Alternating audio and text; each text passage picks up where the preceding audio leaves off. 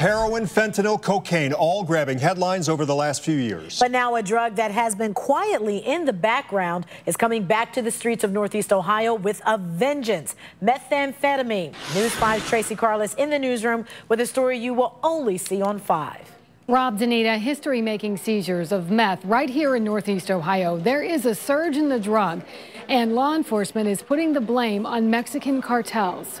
Meth never completely disappeared from the streets of Northeast Ohio, but now it is back in record numbers. That's a border-type seizure that we're seizing here in Northeast Ohio. Last year, the largest meth bust in the state's history, 142 pounds confiscated from a building in Boston Heights.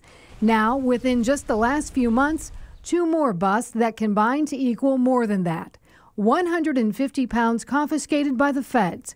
It's not just back in large quantities. Now, there are fewer neighborhood meth labs. Meth is cheap to make. It's very potent. Instead, Assistant Special Agent in charge of the Cleveland DEA, Keith Martin, told me it is being smuggled into our area from Mexican cartels. When we're seizing those quantities, that really impacts the cartel and their ability to operate when they're losing that much of a product. Statistics show in 2014, Ohio was in the top 10 states for the number of meth labs. Not only the state, but Summit County was, basically the tops in the state of Ohio, just this area. So, when we see the resurgence of meth, one thing that we noticed was we're just not seeing the labs, but we are in fact seeing the meth.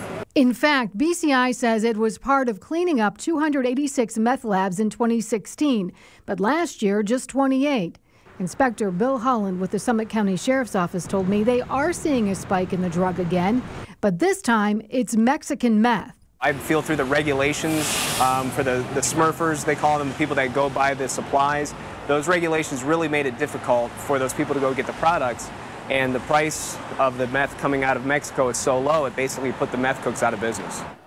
Now, according to numbers from the DEA, meth lab seizures are at the lowest level in 15 years. But meth seizures from U.S. Customs and Border Protection have more than tripled since 2012.